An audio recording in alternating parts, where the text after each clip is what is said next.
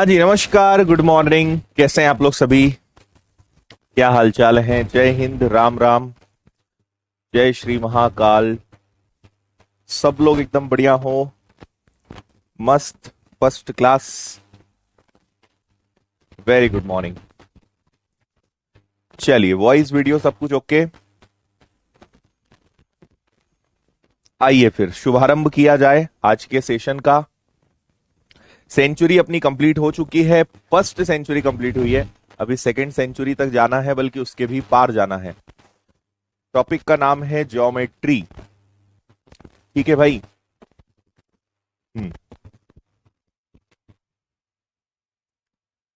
Okay,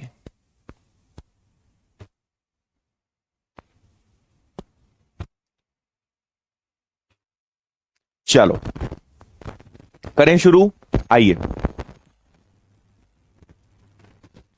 question को पढ़िए। आपसे कहा गया है किसी पी बिंदु ओ से बिंदु पी से ओ केंद्र वाले वृत्त पर पीए और पीबी दो स्पर्श रेखाएं खींची जाती हैं।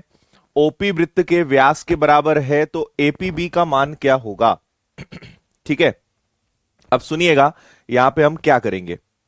आपको सबसे पहले एक सर्कल बनाना है, एक वृत्त बनाना है कुछ इस प्रकार का, और दूर कहीं से एक बिंदु लेना है जिसका नाम है पी, और इससे दो स्पर्श रेखाएं खींची जाएंगी। एक का नाम हम दे देंगे पी ए, है ना, ये एक स्पर्श रेखा हो गई। दूसरी स्पर्श रेखा यहां से चलेगी और इसको नाम हम क्या दे देंगे? पी बी, है ना। इसने बिंदु ए पर टच करा, इसने बिंदु बी पर टच करा, यहां कहीं पर केंद्र है, और आप जानते हो कि इसको अगर इससे मिलाया जाएगा या इसको इससे मिलाया जाएगा तो ये क्या हो जाएगी? उसकी रेडियस हो जाएगी। ये हो गया ओ, है ना। और ओपी वृत्त के व्यास के बराबर है। ओके, ये बहुत अच्छी बात उन्होंने हमें बता दी कि ये जो है वृत्त के व्यास के बराबर है। देखो, अगर थोड़ी देर के लिए ऐसे समझो कि मैं त्रिज्या को एक्स कहूं, तो यहां पे d यानी डायमीटर, डायमीटर यानी व्यास क्या हो जाएगा? 2x हो जाएगा। और इन्होंने कहा है कि ओपी जो है एक प्रकार के व्यास के बराबर है, डायमीटर के बराबर है। ठीक है, बात समझ में आ रही है? अगर मान लीजिए मैं इसको x कहूं तो ये भी x होगी, क्योंकि दोनों त्रिज्याएं हैं, और ये डायमीटर की इक्वल है, यानी इस ओपी की जो लेंथ है वो कितनी होगी? 2x। और रेडियस, सॉरी, सेंटर से जब भी हम टेंजेंट को टच करते हैं तो ऑलवेज 90 डिग्री बनता है, ये भी आप जानते हो। तो ये हमारा एक बेसिक डायग्राम कंप्लीट हो गया। समझ में आई क्या बात आपको? हाँ, ठीक है भाई। ओके, अब हम एक काम करते हैं। हम यहां पे, ये अपने आप में एक राइट एंगल है, तो आप ले लो कि ट्राइंगल ए ओ पी, है ना, ये अपने आप में एक राइट एंगल है ना। यहां पे ए 90 डिग्री है, उसके सामने हाइपोतीनियस है। तो आपको एपी का स्क्वायर पता लगाना है ना। एपी पता लगाना है, तो एक हो गया आपका 2x का स्क्वायर माइनस एक्स का स्क्वायर, तो ये आ गया आपका एपी का square is equal to 4x का स्क्वायर माइनस एक्स का स्क्वायर, तो ये आ जाएगा एपी, ये बनेगा आपका 3x और अंडर रूट हो जाएगा, है ना। तो आप इसको ऐसे ही लिखे रहने दोगे। तो एपी की वैल्यू आपको क्या मिल गई? एपी की वैल्यू मिल गई आपको √3x, दोनों अंदर ही रहेंगे, है ना। लेकिन आपसे पूछा गया है एंगल एपीबी बताइए। एपीबी, ये वाला एंगल आपसे पूछा गया है कि ये वाला एंगल क्या होगा। ठीक है भाई, इतनी बात आप समझ गए यहां पे सभी लोग? चलो, अब हम यहां पे देखो, ये सवाल एक्चुअली क्या है, ज्योमेट्री प्लस ट्रिग्नोमेट्री का थोड़ा सा यहां पे रोल रहेगा। हम यहां पर देखो, ये आपका राइट एंगल हो गया, ये हमने यहां पे P ले लिया, ये आपका A हो गया, है ना, और ये आपका O हो गया। और अब हम ऐसा करते हैं कि यहां पे लगाते हैं टेन थीटा, है ना। भाई हमें नहीं पता कि ये एंगल क्या है, वो हम पता लगा लेंगे, है ना। तो आपको पता है जो ट्रिग्नोमेट्री में यूज होता है लाल बटे काका, लाल, है ना, पंडित बद्री प्रसाद हर हर बोले। इंग्लिश मीडियम में इसी चीज को क्या लिखते हैं, पंडित बद्री प्रसाद हर हर बोले, है ना। तो साइन कॉस टेन, टेन का मतलब होता है लंब बटे आधार, परपेंडिकुलर अपॉन बेस, ठीक है। तो आपको एपी की वैल्यू पता है कि एपी की वैल्यू √3x है, ओ से लेकर ए तक की वैल्यू x है, और ओ से लेकर पी तक की वैल्यू कितनी है, 2x है। आपको ये सारी वैल्यूज पता है, तो आपको टेन थीटा का यूज करना है, लंब बटे आधार, परपेंडिकुलर अपॉन में बेस। तो परपेंडिकुलर यहां पे क्या है, x है, और बेस यहां पर क्या है, √3x है ना। तो यहां पे x से x कैंसिल होकर बचेगा 1/√3, और टेन थीटा में √3 का वैल्यू कब आता है, जब थीटा की वैल्यू 30 डिग्री होती है, तभी ये 1/√3 आता है। यानी यहां थीटा की वैल्यू 30 है, तो ये जो एंगल आपको दिख रहा है ये कितना डिग्री होगा, 30 होगा। ऐसे ये वाला क्वेश्चन सॉल्व होगा। बात समझ में आ रही है ना। अच्छा, आपसे पीए बी बोला है क्या, मैंने ए पी ओ निकाल दिया, सॉरी, हमसे ये पूरा एंगल पूछा गया है ना, पूरा एंगल पूछा है। तो पूरा एंगल पूछा है तो और अच्छी बात है, आपको कुछ नहीं करना है, 30 डिग्री का आपको डबल कर देना है, तो पूरा एंगल 60 डिग्री होगा, क्योंकि दोनों एकदम सिमिलर है, सारी बातें यहां पे सेम है, ये दोनों सेम है ना, सब कुछ सेम है। तो अगर एक एंगल 30 होगा तो पूरा एंगल कितना हो जाएगा, 60, 60 will be the right answer. हाँ, बात समझ आई।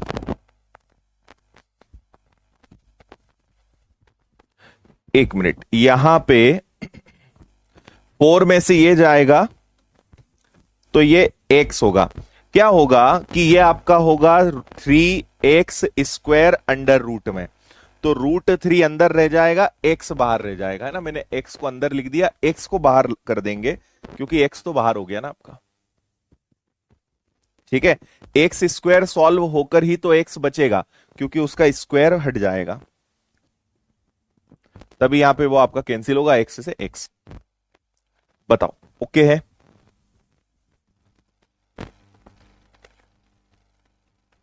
ठीक है, एक बार और बता रहा हूं मैं आपको, है ना। हम यहां पे कुछ भी ले सकते थे, है ना। आप चाहें तो लंब बटे कर्ण ले लो, किसी को भी लोगे आपको थीटा की वैल्यू 30 मिलेगी। आप यहां पे साइन थीटा ले लो, कॉस थीटा ले लो, टेन थीटा ले लो, जो मर्जी आए वो ले लो, आंसर सेम आएगा। ऐसा नहीं कि 10 लेने से ही आंसर आएगा, आप कुछ भी ले सकते हो, कोई समस्या नहीं है। थीटा की वैल्यू सबसे सेम आएगी, तो आप sine cos tan cosec sec cot कुछ भी ले लो, कोई फर्क नहीं पड़ता, है ना। तो आपने सबसे पहले इसमें पाइथागोरस थ्योरम लगाई, और आपने एपी की वैल्यू पता लगाई विच इज √3x। फिर आपने इस राइट एंगल ट्राइंगल में ट्रिग्नोमेट्री का यूज करा, आप sine cos tan cosec sec cot कुछ भी लगा दो, थीटा की value at the end 30 degree मिलेगी, और इतना हाफ एंगल 30 है तो पूरा एंगल कितना हो जाएगा, 60। This will be your answer. Next, ठीक है भाई, ओके। वीडियो यहां से सब कुछ ओके है, वीडियो सही चल रहा है, यहां से कोई समस्या नहीं है। निर्मला जी, आप अपना इंटरनेट चेक करें, यहां से सब कुछ सही है।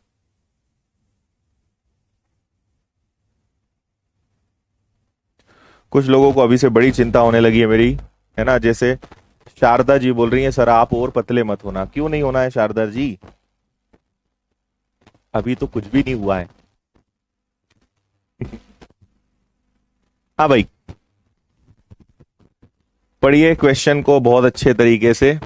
दो सकेंद्रीय वृत्त, है ना, कोसेंट्रिक सर्कल्स, मतलब सर्कल के अंदर सर्कल जिनका सेंटर सेम हो, 13 सेंटीमीटर और 8 सेंटीमीटर इनकी रेडियस है। ए बी बड़े वृत्त का व्यास है, बी डी छोटे वृत्त का व्यास, वृत्त के बिंदु डी पर खींची गई स्पर्श रेखा है जो बड़े वृत्त को ई पर मिलती है।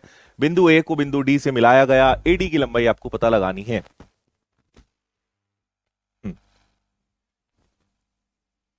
ओके,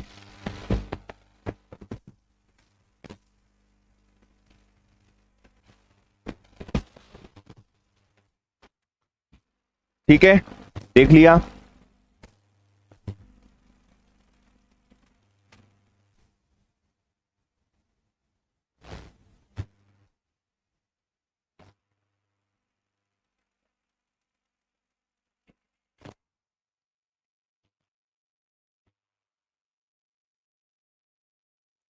चलो करें शुरू। देखिए यहां पे हम सबसे पहले दो सर्कल बनाएंगे। ये हो गया पहला सर्कल, थोड़ा सा और छोटा ले लेते हैं, है ना। और इसी के अंदर एक और सर्कल बनेगा, तो वो कुछ इस प्रकार का हमने बना लिया। ये अपने दो सर्कल हो गए, ठीक। अब आप यहां पे बोला है एक की रेडियस 13 है, एक की रेडियस 8 है, ए भी बड़े वृत्त का व्यास है। तो आप एक काम करो, पहले व्यास बनाओ, इसको जस्ट सेंटर से इस प्रकार से निकाल दो। ये आपका क्या हो गया, व्यास हो गया। इसका नाम दे दो ए बी। ये हो गया आपका सेंटर ओ, है ना। और ए बी बड़े वृत्त का व्यास है, बी डी छोटे वृत्त के डी पर खींची गई स्पर्श रेखा जो ई पर मिलती है। मतलब आपको बी डी ऐसा बनाना है जो छोटे के लिए स्पर्श रेखा हो और इसको टच करते हुए यहां पर जाके ये मिल जाए, है ना। तो देखो इसने इसको यहां पे टच करा और बड़े वाले को ई पर टच करा, ए से ये बनेगा, है ना। बिंदु ए को बिंदु डी से मिलाया गया, ए को डी से मिलाया गया, तो ए को डी से मिला देते हैं। ये हमने ए को डी से मिला दिया, अच्छी बात। और एडी की लंबाई आपको पता लगानी है। चलो एडी की लेंथ आपको पता लगानी है कि एडी की लेंथ क्या होगी, ठीक है। हाँ निर्मल आपका नेटवर्क दिक्कत दे रहा है, यहां से सब कुछ सही है, किसी को दिक्कत नहीं आ रही है। चलो भाई यहां तक आपको बात समझ में आ गई क्या सभी को, ठीक है। अब हम यहां पे देखो क्या क्या चीजें कर सकते हैं। पहला, हम चाहें तो इसको मिला दें, है ना, चाहें क्या मिला ही देते हैं, और हम चाहें तो इसको भी मिला दें। तो ये अपने आप में कंप्लीट ट्राइंगल सा नजर आएगा। देखो ए बी ई एक ट्राइंगल है, और ओडी एक और आपका छोटा सा ट्राइंगल हो गया, है ना। दो आपके ट्राइंगल हो गए, और हमारा टारगेट क्या है, एडी की लंबाई हमें पता लगाना है, एडी की लेंथ हमें पता लगाना है। क्लियर है, ठीक है, ओके। अब यहां पर आप एक चीज और समझना, है ना, क्या क्या कंक्लूजन्स हम यहां पे निकाल सकते हैं। पहली चीज तो आपको यह समझ में आ रही होगी कि क्योंकि ये सेंटर है तो ओ से लेकर ए तक और ओ से लेकर बी तक दोनों इक्वल है। एक कंक्लूजन मुझे ये निकल रहा है। दूसरा, अगर सेंटर से हम स्पर्श रेखा को टच करते हैं तो ये इसको दो इक्वल पार्ट्स में डिवाइड करेगा, यानी ओडी जो है वो परपेंडिकुलर है किसके ऊपर, बी पर।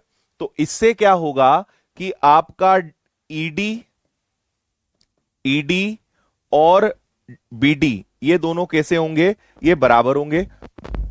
एक कंक्लूजन यहां पर ये भी निकलता है, अगर ये इसको टच करेगा तो ये अगर कोसेंट्रिक है और ये इसको टच कर रहा है तो ये दोनों क्या होंगे, दोनों एक दूसरे के इक्वल होंगे, है ना।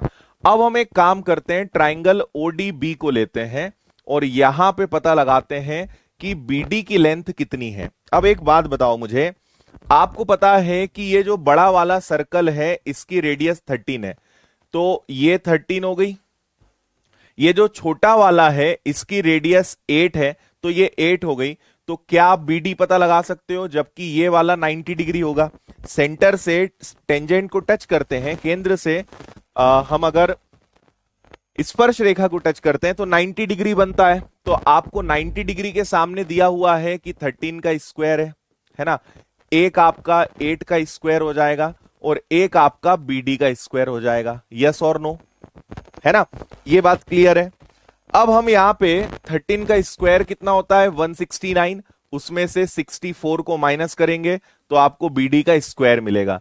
9 में से 4 गया, 16 में से 6 गया, 105 अंडर रूट हो जाएगा। ये आपको बीडी पता चल गया। ये जो बीडी है इसकी लेंथ कितनी है, तो ये आ गया आपका 105 अंडर रूट में। तो ये भी कितना होगा, ये भी आपका 105 ही होगा। बोलो जल्दी से, क्लियर है बात। हाँ ठीक। अब एक चीज और मुझे बताना है ना, हमें एडी पता लगाना है। एक चीज मुझे और बताना कि अगर ठीक है, ये वाला अगर 8 है तो ये वाला कितना होगा। ठीक, ये आप देख रहे हो एक हो गया, ये आप देख रहे हो गया, ये पूरा 13 है, ये 105 है, और ये आपका अगर 8 है, तो मैं आपसे पूछूंगा कि बताओ AE कितना होगा, तो क्या वो OD का डबल होगा? बोलिए, क्या AE OD का डबल होगा, हाँ या ना? हम्म, ठीक है। अगर ये 8 है तो ये पता है क्या हो जाएगा, ये आपका हो जाएगा 16, तो ये हो जाएगा 8 का डबल, यानी ए से लेकर ई तक की लेंथ कितनी मिल जाएगी? 16, है ना। बेसिक चीज है कि एक आपका ये ट्राइंगल है और दोनों यहां पे सेंटर पॉइंट पे मिल रहे हैं, तो मैंने आपको ये बताया था कि अगर इसकी लेंथ आपको निकालना है, नाम पे मत जाना, है ना, इसकी जो लेंथ निकालना है वो हमेशा इसकी हाफ होती है। अगर ये 16 है और ये दोनों मिड पॉइंट को टच करता है तो ये हमेशा उसका हाफ होता है। तो अगर ये 8 है तो ये कितना होगा? 16 होगा, क्योंकि इसका मिड पॉइंट ये है और इसका मिड पॉइंट ये है। तो जब भी मिड पॉइंट को हम बनाते हैं तो वो लेंथ हमेशा इसकी हाफ होती है। तो अगर ये 8 है तो ये पूरा कितना होगा? 16 होगा, यानी जस्ट डबल होगा। बहुत बेसिक बात है, ठीक है। अब हम एट दी एंड फेज में आते हैं, ट्राइंगल AED में। AED में इसमें अब हम आते हैं और यहां पे पता लगाते हैं AED। अब देखो आपको यहां पे क्या क्या पता है, ये 105 है पता है, ये 16 है। अब आपको बस AD की लेंथ आपको पता लगानी है कि AD की लेंथ क्या होगी, है ना। अब यहां पर मुझे एक बात और बताइए, अगर मैं AED को ड्रॉ करता हूं, है ना, तो एक चीज और बताओ मुझे, अगर ये मिड पॉइंट पे है ना, ये थोड़ा सा आप समझना, अगर ये 90 डिग्री है तो पता है ये भी कितना होगा? ये भी 90 डिग्री होगा। संगत कोण करस्पॉन्डिंग एंगल के नियम से हो जाएगा। अगर ये वाला 90 डिग्री है तो ये वाला भी कितना होगा? 90 डिग्री होगा, है ना। तो आप समझना ये अपने आप में एक राइट एंगल हो सकता है, और ये आपको हाइपोथीनियस यानी AD का स्क्वायर आपको निकालना है, which is equal to AE का स्क्वायर। तो AE का स्क्वायर यानी 16 का स्क्वायर प्लस 105 का अंडर रूट का स्क्वायर। अंडर रूट का स्क्वायर इस तरीके से करेंगे तो 16 का स्क्वायर कितना हो जाएगा? 256, और ये क्या हो जाएगा आपका? 105। अगर इसको और फर्दर लेते हैं तो 6 और 5 11 का 1 कैरी 1, 5 और 1 हो जाएगा आपका 6, 2 और 1 हो जाएगा 3, और इसके ऊपर अगर स्क्वायर रूट लग गया तो ये किसका स्क्वायर हो जाता है? ये आपके 19 का स्क्वायर हो जाता है। तो AD की वैल्यू कितनी आएगी? 19, ऑप्शन बी। ये है भैया फाइनल आंसर, ठीक है। बहुत बारीक बारीक चीजें इसमें यूज हो रही हैं, उम्मीद है आप समझ गए होंगे।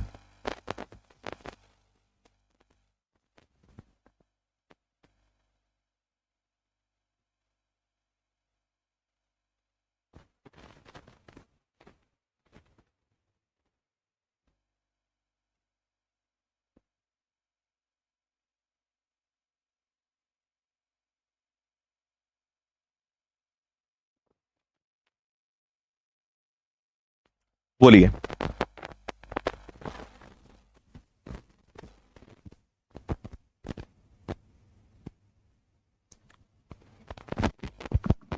ये 90 डिग्री सिमिलरिटी से लग रहा है ना, सिमिलरिटी,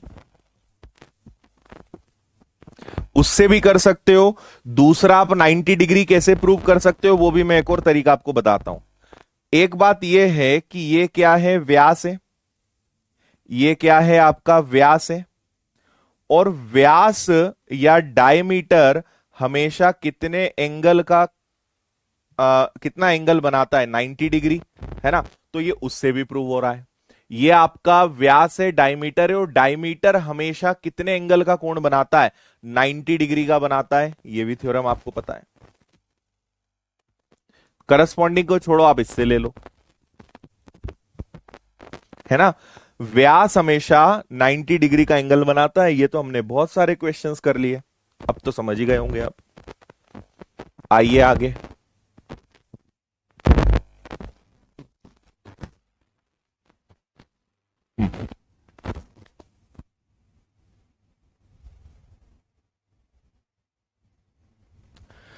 ठीक है भाई, ओके है सब कुछ।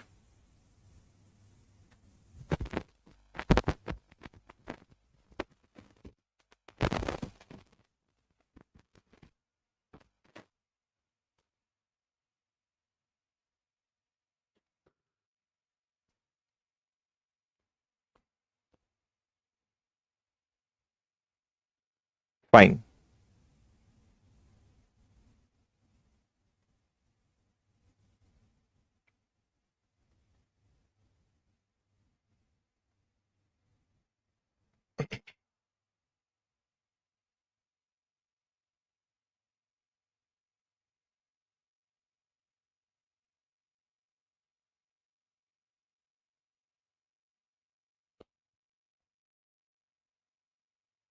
चलिए, आपसे यहां पे क्या कहा जा रहा है, किसी समकोण त्रिभुज के परिवृत्त यानी सरकम सर्कल और सरकम इन इन सर्कल जो होता है ना, उसका आपको दोनों का दिया हुआ है 15 और 6, त्रिभुज की भुजाएं कौन सी हो सकती हैं।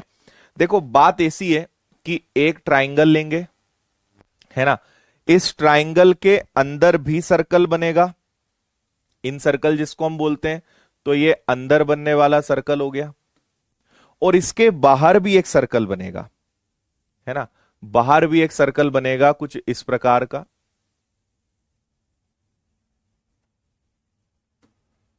ठीक है,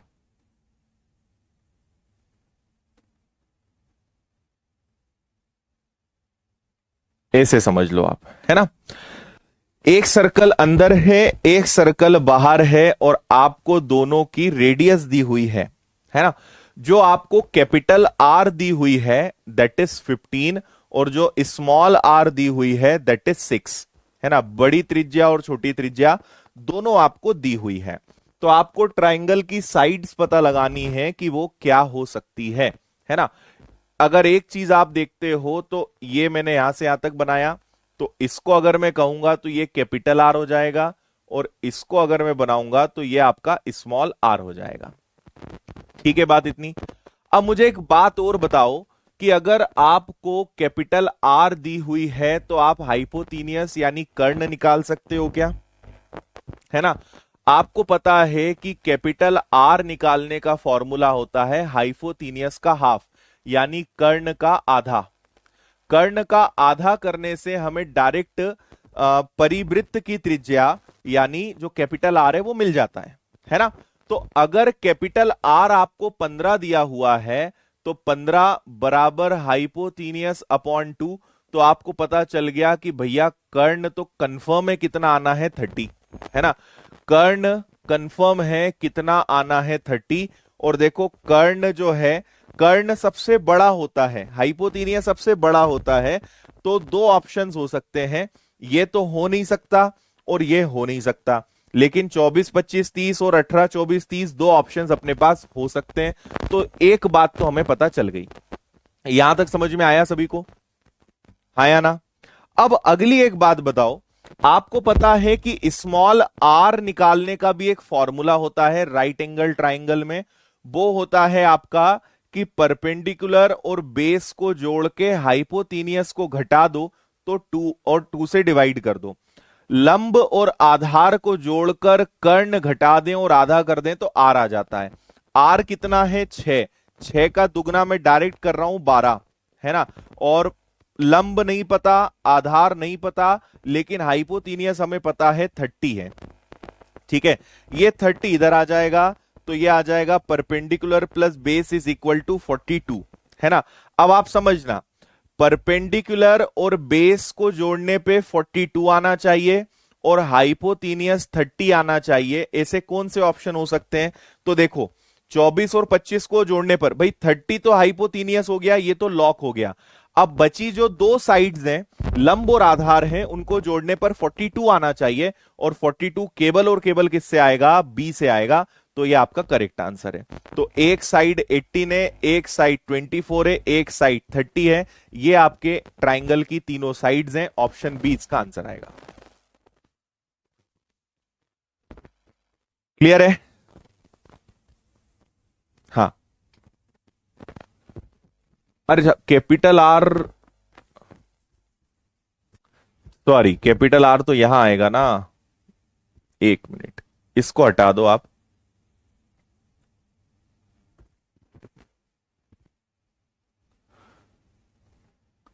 ये आपकी स्मॉल आर तो सही है, कैपिटल आर तो यहां आएगा ना। यहां से ये से हाफ हाफ डिवाइड होके और ये आर आ जाएगा। ठीक है, इसको छोड़ देना।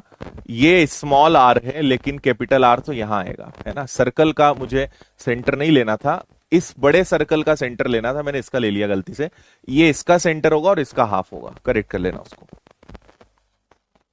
बताओ भाई, क्लियर है? ठीक है, आपने कैपिटल आर यानी हाइपोथीनियस यानी कर्ण पता लगा लिया, जो कितना है 30। स्मॉल आर का फॉर्मूला होता है लंब प्लस आधार माइनस कर्ण बटे 2। तो स्मॉल आर दी हुई थी 6, 6 का दुगना 12, 30 आके 42। तो ऐसी दो भुजाएं देखिए जिनका योग 42 हो, तो वो है ये दोनों, और कर्ण हो गया 30, हेंस प्रूव्ड। नेक्स्ट 106।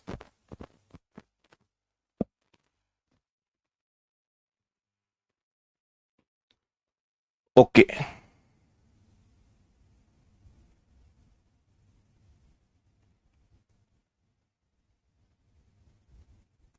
ठीक है।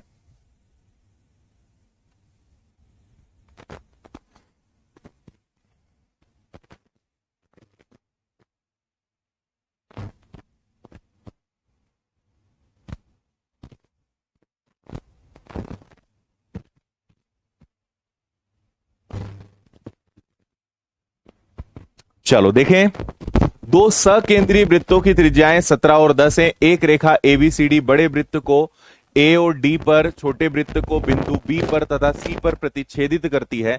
बीसी 12 है, एडी की लंबाई आपको ज्ञात करना है। सबसे पहले दो सर्कल बनाने हमें, तो ये रहा हमारा पहला सर्कल, ठीक है। और फिर हम बना देते हैं एक और दूसरा वाला सर्कल कुछ इस प्रकार से, है ना। ये हमारे हो गए दोनों सर्कल। और आपसे कहा है एक की त्रिज्या 17, एक की त्रिज्या 10 है। एबीसीडी बड़े वृत्त को बिंदु ए तथा डी पर तथा छोटे बिंदु को बी और सी पर प्रतिच्छेदित करती है ना। एक रेखा है एबीसीडी, इसको बड़े स्मार्ट तरीके से हमें बनाना है। कुछ ऐसे ये जाएगी, ठीक है। ये देखो, अब इसने क्या करा कि यहां पे टच करा ए पर, और यहां टच करा डी पर, यहां टच करा बी पर और सी पर, है ना। नहीं, ऐसे नहीं, और कुछ तरीके से जाएगी क्या। एक रेखा एबीसीडी बड़े वृत्त को ए और डी पर, छोटे वृत्त को बी और सी पर। मतलब इसका ये हो जाएगा कि ये अंदर से गुजरेगी, है ना, क्योंकि यहां तो एक ही बिंदु पे जाएगी। इसको अंदर से ऐसे बनाना पड़ेगा क्या, तब शायद काम हो पाएगा। बोलो हाँ या ना, है ना। एक बिंदु ए हो जाएगा, दूसरा बी, तीसरा सी, चौथा डी, तभी ये हो पाएगा। चारों बिंदुओं पे हमें इसको मिलाना है। तो अब ये ठीक है, ये ए हो गया, ये बी हो गया, ये सी हो गया, ये डी हो गया। चार बिंदुओं पे हमने इसको मिला दिया। दोनों का सेंटर यहीं रहेगा, केंद्र यहीं पर रहेगा, है ना। अब आगे देखिए, ये हो गया आपका एक भुजा, ठीक। और त्रिज्या हो गई है बड़े वाले की। छोटे वाले की अगर त्रिज्या निकालनी है तो ये हो जाएगी छोटे वाले की त्रिज्या, ठीक है। इसको मैं ऐसे बना देता हूं। और अगर इसको मैं पूरा बना दूं तो ये दोनों के लिए क्या हो जाएगा, एक लंब हो जाएगा, परपेंडिकुलर हो जाएगा। देखो, ऐसा कुछ डायग्राम हमारा बनेगा। और इन्होंने कहा है, देखो बड़े वाले की रेडियस है 17, छोटे वाले की रेडियस है 10, और बीसी, बीसी कितनी है 12 है। तो ये 12 है तो हाफ हाफ डिवाइड होगी, यानी इधर भी 6 हो जाएगा, यहां भी 6 और यहां भी 6, ये हाफ हाफ डिवाइड हो जाएगी। तो एडी की लंबाई हमें बताना है, ठीक है। इसको ओ नाम दे देते हैं। और चलो, अब एक बात बताओ, जो आपका छोटा वाला सर्कल है उसको ध्यान से देखना, वो कुछ इस प्रकार का है ना। उसमें ये 10 है, ये 6 है, और ये आपको नहीं पता। और जो बड़ा वाला सर्कल है वो कुछ इस प्रकार का है, उसमें एक भुजा 17 है, ये वाली भुजा आपको नहीं पता है, और ये वाली इससे निकल जाएगी। भाई ये आपको नहीं पता, और ये वाली अगर पता चल जाएगी तो आप इस वाले को भी रिलेट शायद कर पाओगे, हाँ या ना? ठीक है, ये एक्स है तो ये भी क्या होगी एक्स, क्योंकि दोनों का, आप ध्यान से देखिए, दोनों का बेस तो सेम है, बेस दोनों ट्राइंगल का सेम है। पहले मैं इस वाले की बात करूंगा, ये जब वाला जब हो जाएगा तो फिर मैं बड़े वाले की बात करूंगा, इस वाले की बात करूंगा। तो दोनों का बेस तो सेम है, यानी आप वहां पे पाइथागोरस थ्योरम का प्रयोग कर सकते हो, पाइथागोरस प्रमेय बिंदास लगा सकते हो।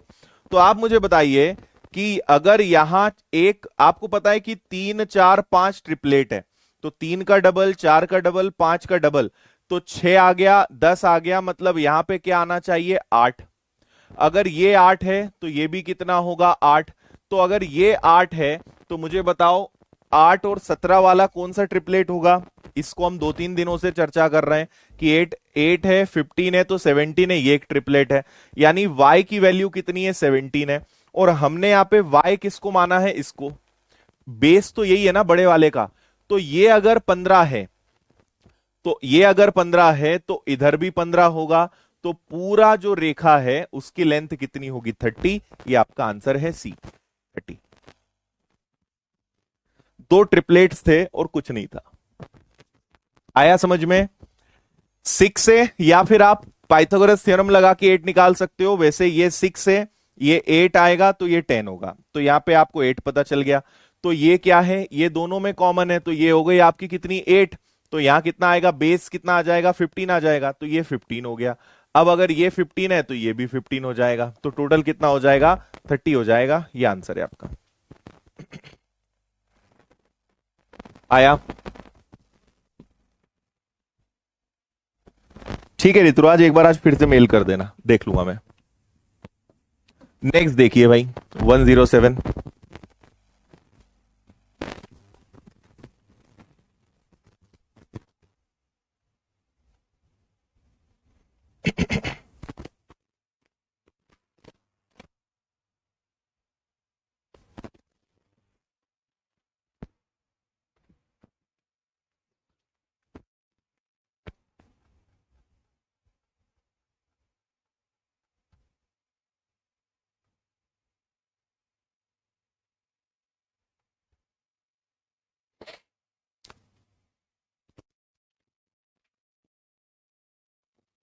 हम्म।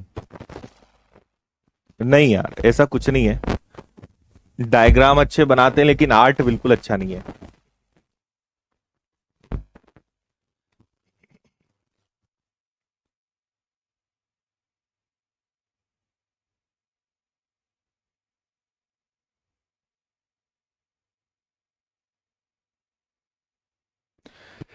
चलिए समझे।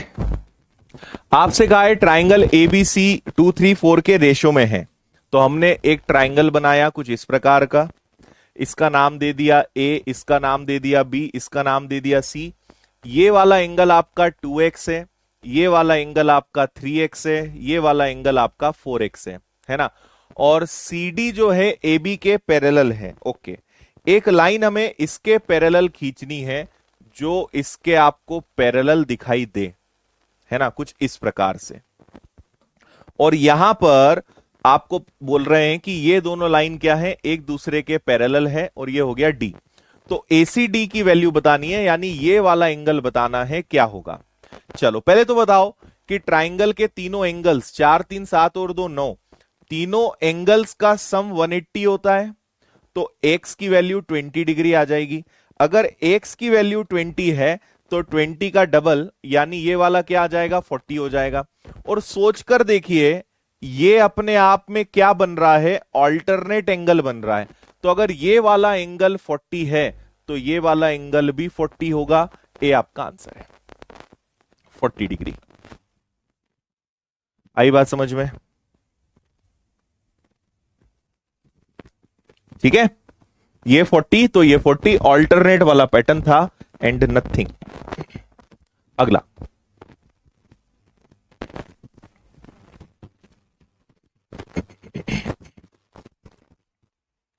ठीक है।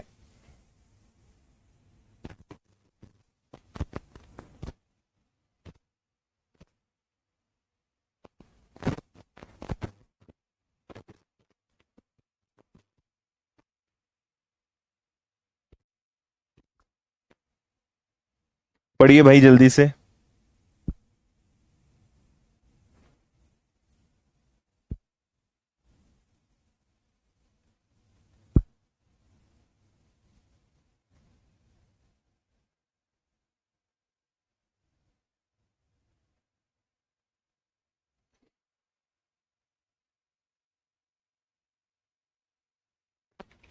चलें समझे।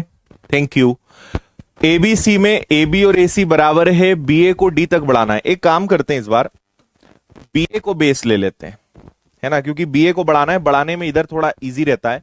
ऐसे BA को आगे बढ़ा देंगे तो इसको C नाम दे देते हैं, और BA को D तक बढ़ाना है तो इसको थोड़ा D तक बढ़ा देते हैं, यहां तक कर देते हैं। और आपसे बोल रहे हैं AB और AC बराबर है, AB और AC बराबर है। अगर दो एंगल्स बराबर हैं तो इसके सामने ये वाला और इसके सामने ये वाला, ये दोनों एंगल्स बराबर होंगे, है ना। और AC और AD बराबर है, AC और AD, AC और AD मतलब ये दोनों भी क्या हो जाएंगे, बराबर हो जाएंगे। ये आप अलग से लगा सकते हो इसकी पहचान की, ये और ये दोनों भी बराबर है, मतलब तीनों ही भुजाएं एक दूसरे के बराबर हैं। और इसको भी चलो इससे मिला ही देते हैं, है ना। अब ये बताइए कि BCD का मान क्या होगा। BCD यानी कंप्लीट एंगल आपसे पूछा है, इसका मान क्या होगा। देखो अगर दो भुजाएं बराबर है, लेट से इसका नाम थीटा दूं तो इसका नाम थीटा होगा। ये दोनों एक्सटर्नल एंगल के बराबर होंगे। अगर ये दोनों थीटा है तो ये वाला 2 थीटा होगा, बाह्य कोण, है ना। एक त्रिभुज का बाहरी कोण जो होता है वो इन दोनों के इक्वल होगा। तो अगर इनको हम थीटा थीटा मान लें तो ये क्या होगा, 2 थीटा होगा। अब सोचो अगर ये दोनों भुजाएं बराबर हैं तो ये वाला एंगल और ये वाला एंगल भी बराबर होगा। तो आप मुझे एक बात बताओ कि अगर 180 डिग्री में से 2 थीटा माइनस कर दिया जाए, इसको हटा दे तो बचे हुए दोनों कोण इक्वल होंगे, तो डिवाइडेड बाय 2, तो 180 का हाफ करेंगे 90, 2 थीटा का हाफ करेंगे थीटा, तो ये दोनों एंगल्स क्या होंगे, 90 माइनस थीटा होंगे, है ना। तो ये वाला एंगल कितना हो जाएगा, ये वाला हो जाएगा 90 माइनस थीटा। अब उन्होंने आपसे कंप्लीट एंगल पूछा है कि भैया हमें कंप्लीट एंगल BCD बताओ। तो देखो अंदर बन रहा है थीटा और उधर छोटा सा बन रहा है 90 माइनस थीटा, थीटा से थीटा जाएगा तो बचेगा 90 डिग्री, यानी ये कंप्लीट एंगल जो है अपने आप में कितना है, 90 डिग्री है। डी आंसर है आपका। बोलिए बात समझ में आई। ये थीटा तो ये 2 थीटा, ये 2 थीटा, तो ये दोनों इक्वल होंगे क्योंकि दोनों साइड्स इक्वल हैं। तो 180 माइनस 2 थीटा का हाफ करेंगे, दोनों आ जाएंगे 90 माइनस थीटा। तो कंप्लीट कितना होगा, theta plus 90 minus theta, minus minus cancel, answer is 90। Next. हाँ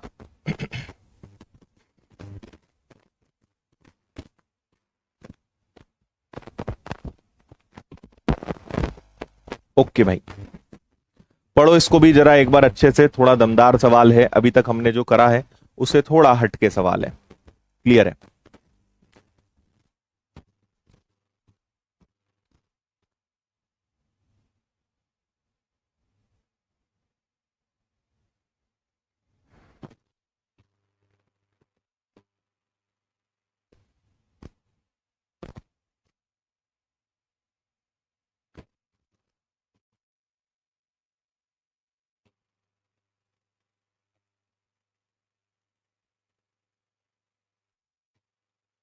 ठीक है।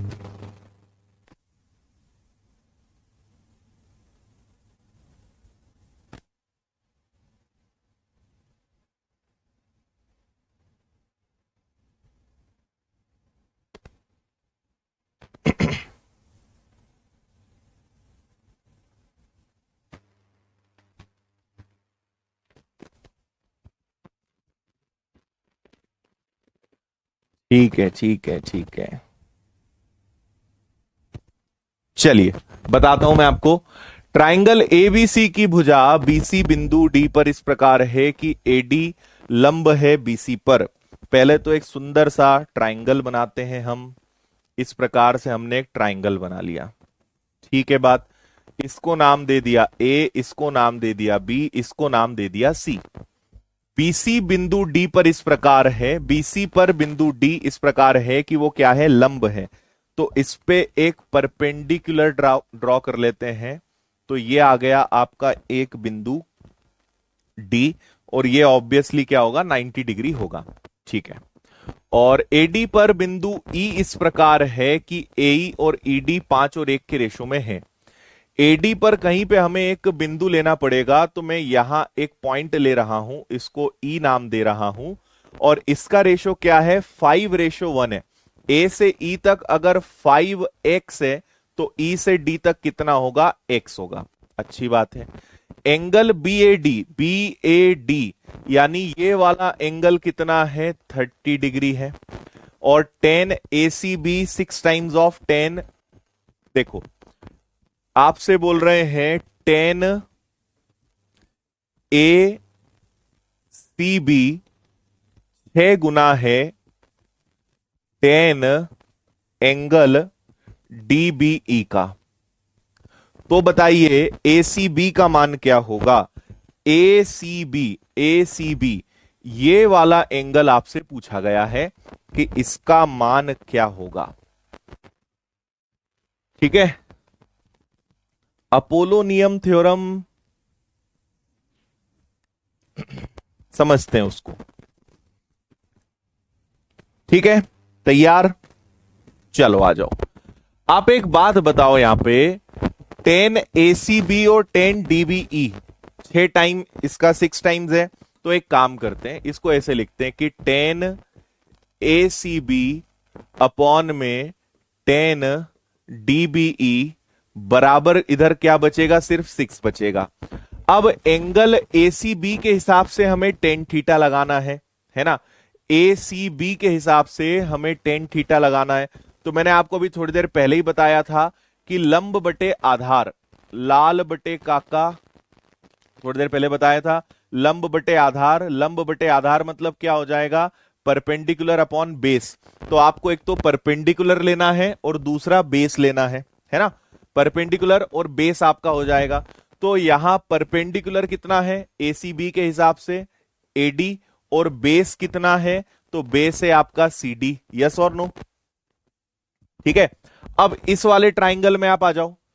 ठीक है, DBE बोल रहे हैं, DBE है ना, DB और E। अच्छा, इसको और मिलाना पड़ेगा अपने को, इसको और मिला दो, ये चाहते हैं है ना, इसको मिला दो। इस वाले ट्राइंगल में आप देखेंगे तो B के हिसाब से देखा जाएगा, तो यहां पे आपका परपेंडिकुलर कितना हो जाएगा, DE, और बेस कितना हो जाएगा आपका BD, और ये दोनों किसके बराबर होंगे, दोनों बराबर होंगे 6 के। इतनी बात आप समझ गए। चलो अब आगे क्या करेंगे कि AD अपॉन में CD, और ये क्या होगा, DE नीचे रह जाएगा और BD आपका ऊपर चला जाएगा, है ना।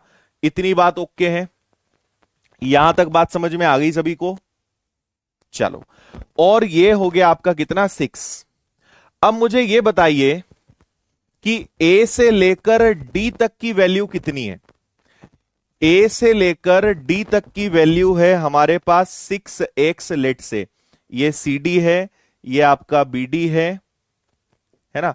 और D से लेकर E तक की वैल्यू कितनी है, x है, और ये 6 के बराबर है। तो x से x, 6 से 6 गया। तो ये दोनों का कंक्लूजन ये निकलेगा, BD को यहीं रहने दो, ये बराबर हो जाएगा किसके, CD के। तो हमें कंक्लूजन मिल गया कि BD किसके बराबर है, BD बराबर है CD के। ठीक है। अब ये दिया है तो कोई ना कोई यूज तो होगा ना। तो जब हमने रखा तो tan होता है लंब बटे आधार, परपेंडिकुलर अपॉन बेस। तो इस ट्राइंगल का लंब ये है, आधार ये है। इस वाले ट्राइंगल का ये लंब है, परपेंडिकुलर है, ये आधार है। AD की वैल्यू A से लेकर पूरा D तक हमें 6x पता था, और D से लेकर E तक हमें x पता था। x से x, 6 से 6 गया, तो हमें पता चल गया कि BD और CD क्या है, बराबर है। BD और CD दोनों भुजाएं कैसी हैं, बराबर हैं। बात समझ आ रही है ना।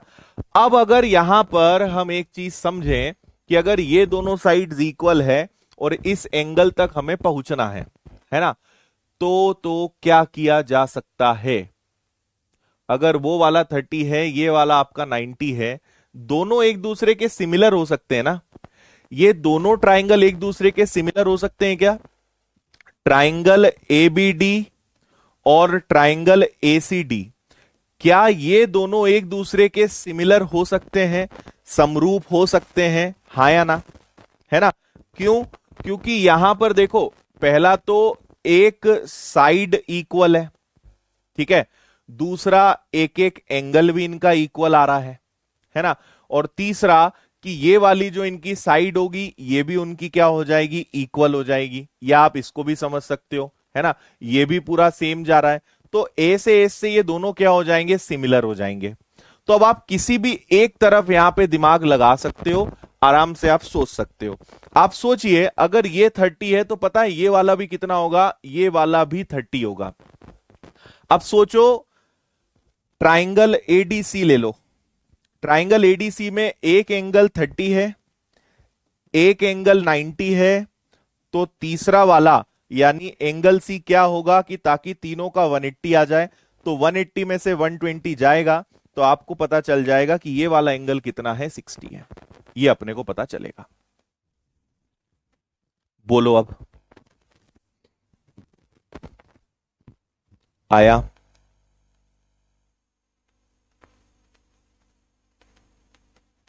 हम्म,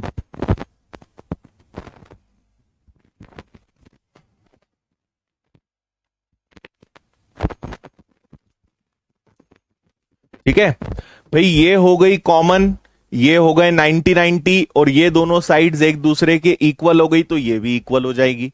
तो ऐसे इस रूल से दोनों सिमिलर प्रूव हो रहे हैं ना। और इस सब से बस हमें ये पता चला कि ये दोनों साइड्स इक्वल है, तो ऐसे इससे हमने प्रूव कर दिया। अगर यहां 30 है तो यहां 30, ये दोनों 90 90, तो ये दोनों क्या होंगे, 60 60 होंगे। 60 डिग्री आपका आंसर आ जाएगा। कॉन्ग्रुएंस भी प्रूव हो सकते हैं, बिल्कुल। समरूप भी है, सर्वांग सम भी है, दोनों चीजें प्रूव कर सकते हैं। समरूप सर्वांग सम दोनों आ सकता है, ये भी आ सकता है, ठीक है।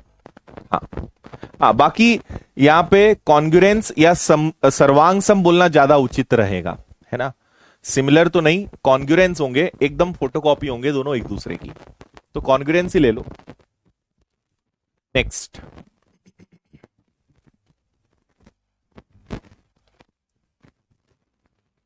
चलिए, क्लियर है यहां तक?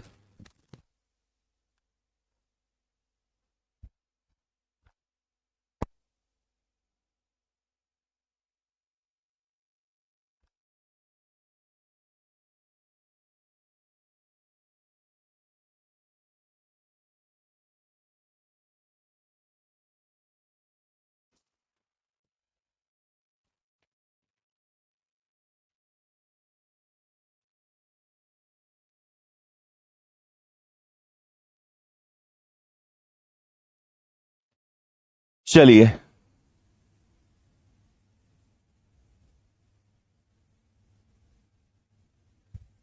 एसीबी का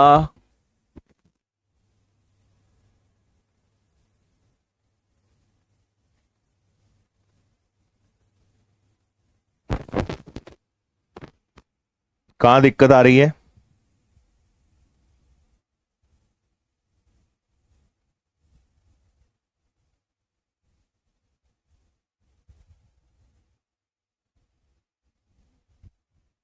ठीक है, पटना आते हैं भाई कभी, है ना? देखो, अगला सवाल है, एक ट्राइंगल लिया हमने कुछ इस प्रकार से, इसका नाम दे दिया ए, बी और सी। आपसे बोल रहे हैं डी जो है वो पैरेलल है एसी के, और तथा डी और ई, ए बी और बी सी पर दो बिंदु हैं, कहीं भी हो सकते हैं, लेकिन इसके पैरेलल होने चाहिए। इसके जस्ट पैरेलल मुझे दो लाइंस खींचनी है, तो ये ऑलमोस्ट शायद पैरेलल होगा, है ना? इसके पैरेलल हैं, ये दोनों एक दूसरे के पैरेलल हैं, तो इसको हम डी नाम दे देते हैं और इसको ई नाम दे देते हैं। डी और ई, डी ए बी पर होना चाहिए, ठीक है। ए से बी की लेंथ कितनी है, 10 है, और एडी की लेंथ 4 है, ए से डी तक की 4 है। अगर ये 4 है तो ये 6 होगी, कंप्लीट अगर 10 है और ये 4 है तो ये 6 होगी। अब आपको एक रूल हमने सिमिलरिटी में बताया था कि अगर ये दोनों साइड्स एक दूसरे के सिमिलर होती हैं तो हमेशा आपका एक ट्राइंगल हो गया एबीसी, ये हमेशा आपके सिमिलर होता है ADE के। अगर ये वाली साइड और ये वाली साइड एक दूसरे के पैरेलल हो, एक दूसरे के हिंदी इंग्लिश में बड़ा दिक्कत होता है एक साथ बोलना, क्या बोलेंगे, समानांतर हो, ठीक है। तो अगर ये दोनों एक दूसरे के समानांतर है, पैरेलल हैं, तो आप दोनों को सिमिलर प्रूव कर सकते हो। तो इसका मतलब जो संबंध या जो रेशो इन दोनों में है वही रेशो हर भुजा में होगा, है ना। तो अगर मैं आपसे कहूंगा कि इन्होंने पूछा है बीई और सी का रेशो बताओ, बीई और सीई का रेशो बताओ, तो देखो बीई और सी का रेशो भी सेम होगा। अगर ये 6 और 4 है तो ये भी क्या हो जाएंगे, ये भी आपके 6 और 4 ही होंगे, हाँ या ना, है ना। तो ये 6 हो जाएगा, ये 4 हो जाएगा, तो आंसर आपका 3 और 2 आ जाएगा। बोलो यस और नो, है ना। दोनों समरूप हैं, अगर ये 6 4 है तो ये भी 6 4 होगा, ये भी आपका क्या हो जाएगा, 6 4 हो जाएगा। तो रेशो हर हाल में 3:2 ही आएगा, 3:2 ही आएगा। एकदम सिंपल बच्चों वाली बात थी। अगले सवाल पर चलेंगे। 111 111, लो भाई, ठीक है।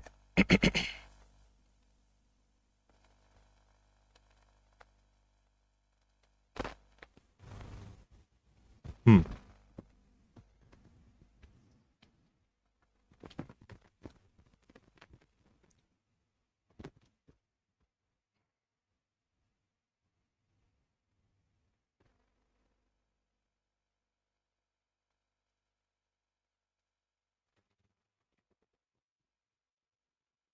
चलो समझे।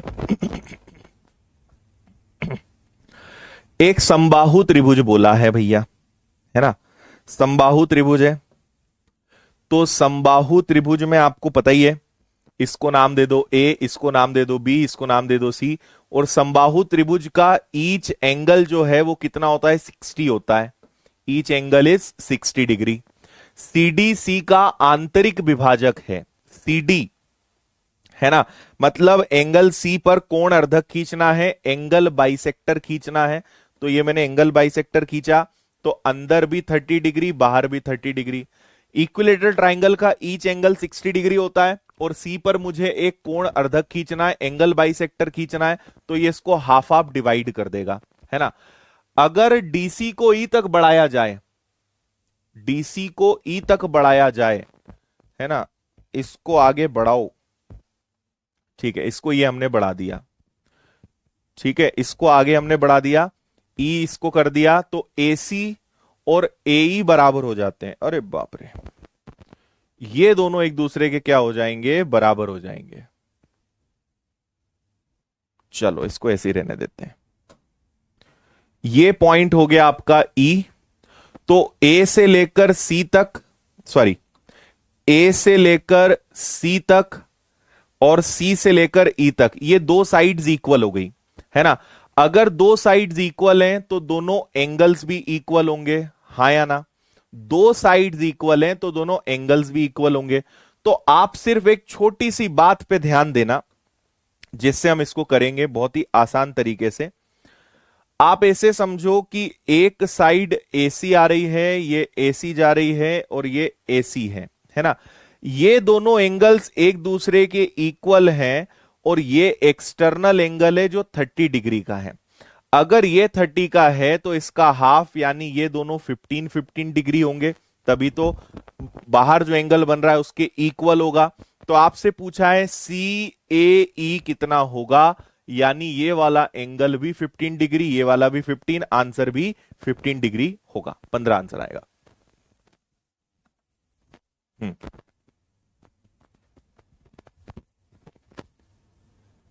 हाँ ठीक है, हम कर सकते हैं ऐसा, है ना। हमने यहां पे 6 और 4 रखा है, आप ऐसे समझ लो, है ना। अगर यहां पे 6 और 4 का रेशो बनाओगे 3 और 2, तो यहां भी क्या बनेगा, वो 3 और 2 बनेगा, ऐसे समझ लो। सही बात है, साइड सेम नहीं होगी, रेशो उनका ऑलवेज सेम होगा। तो हम एक रेशो के हिसाब से हमने लिया था कि ये 3 और 2 के रेशो में होंगे। अगर ये 3 और 2 के रेशो में है तो ये भी 3 और 2 में होंगे, ऐसे आप कर लो। समझ में आया, एक्सटर्नल एंगल दोनों की इक्वल होगा, ये आपका आंसर आएगा। Next question.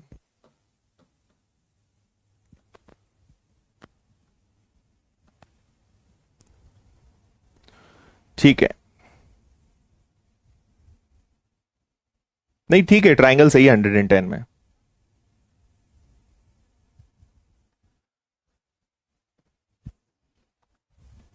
हाँ जी, देखिए इसको जल्दी से।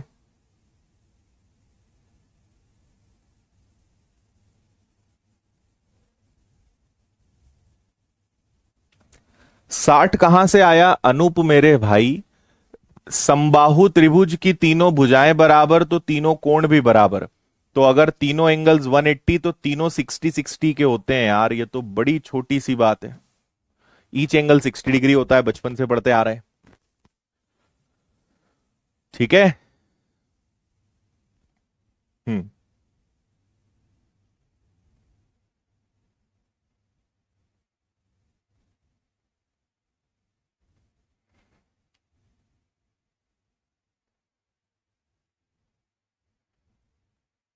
ओके,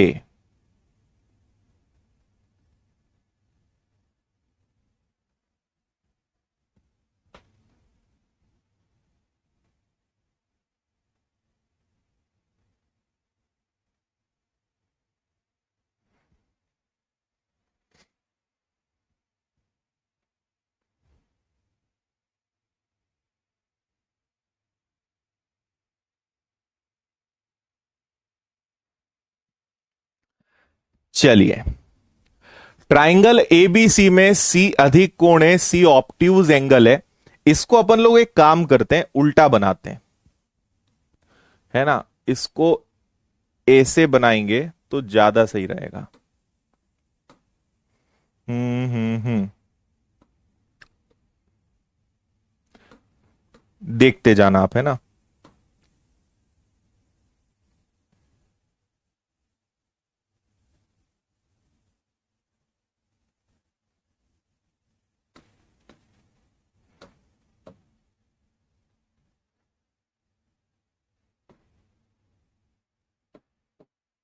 ठीक है, ये वाला आपका क्या है, मोर देन 90 होना चाहिए, है ना।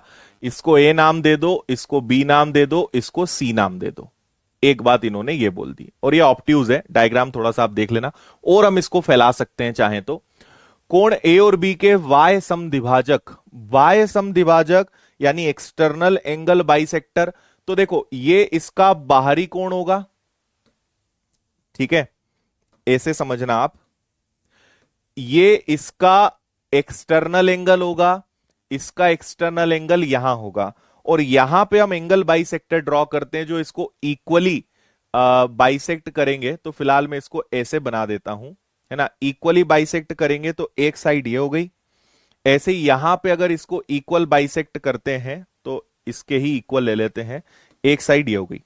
तो इसने क्या करा, दोनों एंगल्स को इक्वली डिवाइड कर दिया, है ना। दोनों एंगल्स क्या हो जाएंगे, एक दूसरे के इक्वल हो जाएंगे। और बीसी और एसी को डी और ई पर मिलते हैं, है ना। बीसी और एसी, बीसी और एसी को डी और ई पर मिलते हैं। ए बी और एडी बराबर है, ए बी और एडी बराबर है, और बी भी बराबर है। तब आपसे पूछा जाएगा कि एसीबी क्या है। चलो ठीक है, बात यहां तक। हाँ, अब यहां पे हमें फिर एक काम करना पड़ेगा, इसको आगे बढ़ाना पड़ेगा, है ना। इसको ए से लेना पड़ेगा, और इसको भी ऐसे लेना पड़ेगा, इनको भी आगे बढ़ाना पड़ेगा। ऐसा कुछ डायग्राम ये बनेगा। बोलो हाँ या ना।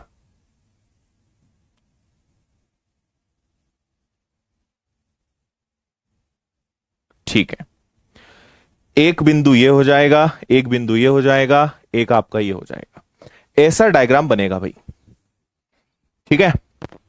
अब यहां पे इसको नाम देना पड़ेगा डी, इसको नाम देना पड़ेगा बीसी ए और ई, ये ई हो जाएगा। अब ठीक है ना।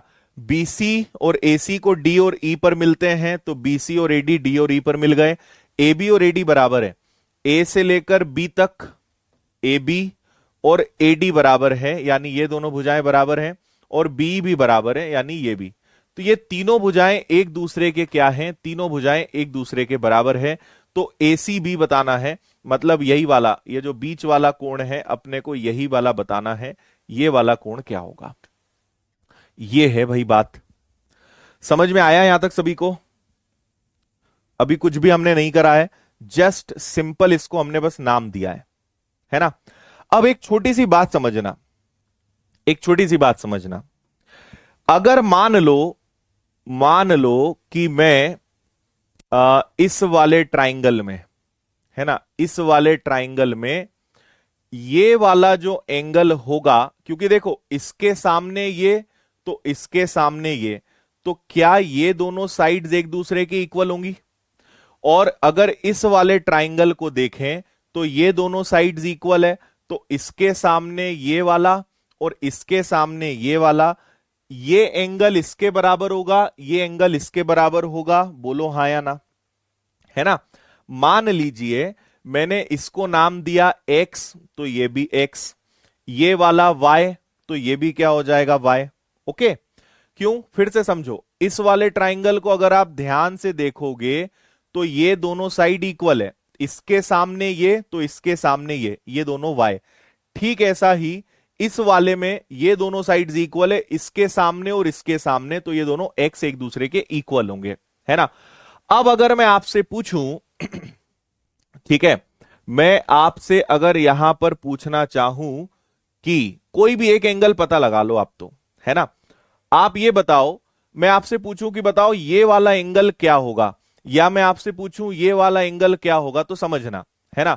अगर हमें पता है एक चीज कि ये कंप्लीट जो एंगल है, ये कंप्लीट एंगल 180 होगा, है ना। तो 180 में से अगर x माइनस कर दें तो ये दोनों एंगल तो इक्वल है, तो ईच एंगल आएगा 90 माइनस एक्स बाई 2। ये अंदर वाला एंगल भी क्या होगा? 90 माइनस एक्स बाई 2, और बाहर वाला एंगल भी क्या होगा? 90 माइनस एक्स बाई 2। तीनों एंगल्स का सम 180 है, उसमें से अगर x हटा दें तो दोनों एंगल्स इक्वल होंगे, तो दोनों क्या हो जाएंगे? 90 minus x by 2, 90 minus x by 2। Same काम हम यहां करेंगे, 180 में से अगर y हटा दें और हाफ कर दें तो 90 minus y by 2 each angle आ जाएगा, तो 90 माइनस वाई बाई 2, और ये भी वही होगा 90 माइनस वाई बाई 2। चलो, एक काम ये खत्म हुआ। अब अगला काम सुनिए है ना। अब एक काम करते हैं, ट्राइंगल ए बी डी को देखना, ए बी और डी के सारे एंगल्स का सम करिए, सभी एंगल्स को जोड़िए, है ना। तो ए बी डी में क्या क्या आ रहा है? देखो y कितनी बार आ रहा है? 2 बार आ रहा है, 2y प्लस एक बार क्या आ रहा है? x आ रहा है, और एक बार आ रहा है 90 माइनस एक्स बाई 2, और तीनों का सम कितना होगा? 180 डिग्री। फिर से समझना, A B D, y y x और 90 माइनस एक्स बाई 2, इन सब का योग 2y x और 90 माइनस एक्स बाई 2, इन सब का योग कितना आएगा? 180 डिग्री आएगा। क्लियर है? अब आप एक काम करो, सबको मल्टीप्लाई किससे कर दो ठीक है, 90 माइनस एक्स बाई 2, 2x में से 2 चला जाएगा। इसको अब जरा अपने को सॉल्व करना पड़ेगा, है ना।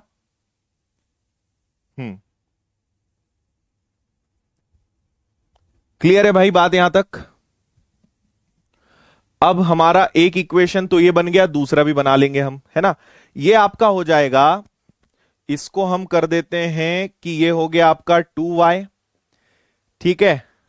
ये आपका क्या हो जाएगा? x minus x by 2 is equal to 90 degree. देखो ये 90 इधर जाके माइनस होके 90 बचेगा, पूरे को 2 से मल्टीप्लाई कर देते हैं, पूरे को 2 से मल्टीप्लाई कर देते हैं, तो ये क्या बनेगा? ये बनेगा 4y। ये क्या बनेगा? ये बनेगा आपका 2x, 2 से 2 कैंसिल होगा तो माइनस का x, 90 का डबल कितना होगा? 180, 2x में से x जाएगा तो फाइनली बचेगा 4y minus x is equal to 180। ये आपका एक इक्वेशन निकला। इसी प्रकार हम इस वाले में चलेंगे, ठीक है। अब हम जाएंगे ट्राइंगल ए बी ई में, और यहां पर भी आप समझें सेम होगा क्या क्या होगा, x प्लस वाई और 90 माइनस वाई बाई 2, इन तीनों कोणों का योग किसके बराबर होगा, 180 के बराबर होगा, है ना। AC और C बराबर नहीं हो सकते, नहीं ऐसा बोला नहीं है तो अपन नहीं मान सकते। x प्लस एक्स, इस वाले त्रिभुज की बात कर रहा हूं मैं, ये तीनों कोण होंगे तो आप करें सेम आएगा, है ना, ये आपका सेम आएगा, इधर 4y प्लस एक्स आया है, इधर आपका 4x प्लस वाई आएगा जो 180 डिग्री के बराबर होगा, है ना। अब हम क्या करेंगे, इसको नाम दे दीजिए इक्वेशन 1, इसको नाम दे दीजिए इक्वेशन 2, और इक्वेशन 1 और इक्वेशन 2 को प्लस कर दीजिए, दोनों को जोड़िए। तो देखिए 4y में y जुड़ेगा तो ये आएगा 5y, है ना, x में 4x जुड़ेगा तो ये आएगा 5x, और 180 प्लस 180 जुड़ेगा तो ये आएगा 360। 5 कॉमन निकलेगा तो बचेगा आपके पास x प्लस वाई, और यहां पे आपके पास 5 कॉमन निकलेगा तो ये आ जाएगा आपका कितना, 108, है ना, नहीं सॉरी 72। 5 कॉमन निकलेगा, 5 से कैंसिल करोगे तो ये आ जाएगा आपका 72। तो आपको पता चल गया कि एंगल एक्स और एंगल वाई, अब आपको केवल और केवल देखना है ट्राइंगल ए बी सी को। ट्राइंगल ए बी सी में एक्स और वाई अगर 72 है तो ये वाला कितना होगा, तो आप क्या करोगे, 180 में से 72 माइनस कर दोगे तो आपका आंसर फाइनली आएगा 108, यानी बी। ये है आपका सही जवाब। आया खेल समझ में।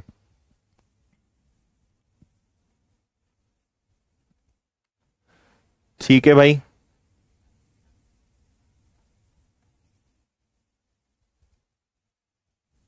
हाँ एक बार फिर समझा रहा हूं मैं, ये समझ में आ गया होगा आपको। हमने पहले इस वाले ट्राइंगल का एक वाई वाई एक्स और इन सबको जोड़ा तो ये आया, फिर इस वाले ट्राइंगल पे गए एक्स प्लस वाई और 90 है, इसको सॉल्व करा तो ये आया। दोनों इक्वेशंस को प्लस किया, 4y y 5y, x plus 4x 5x, 5 common निकला, 5 से भाग दिया, x प्लस वाई 72। इन दोनों कोणों का योग 72 है, तो त्रिभुज के तीनों कोणों का योग 180, तो 72 गया, तो ये वाला एंगल आपका 108 आएगा। ये आपका आंसर है, 108 इज द राइट आंसर। इसी के साथ समय ओवर हो चुका है और आपका दिमाग भी ओवर हो चुका होगा, तो आज के क्वेश्चंस आप एक बार फिर से करिएगा, लिखकर आज की क्लास को रिपीट करिएगा। आज के सारे क्वेश्चंस, एक दो ही सवाल थोड़े हल्के फुल्के थे, लेकिन सारे आज धुआंधार सवाल थे, तो एक बार आप रिपीट करिएगा, सारी चीजें देखिएगा। कल अपने वापस समय पर मिलते हैं और इसको कंटिन्यू करते हैं, और आज रात 8 बजे भी हम मिलेंगे यूट्यूब पर, तो आप चाहें तो वहां पर भी आ सकते हैं। ठीक है, चलो टेक केयर, बाय बाय, जय हिंद, वंदे मातरम, खुश रहिए, मस्त रहिए, मुस्कुराते रहिए, मेहनत करते रहिए, बहुत बहुत धन्यवाद, थैंक यू।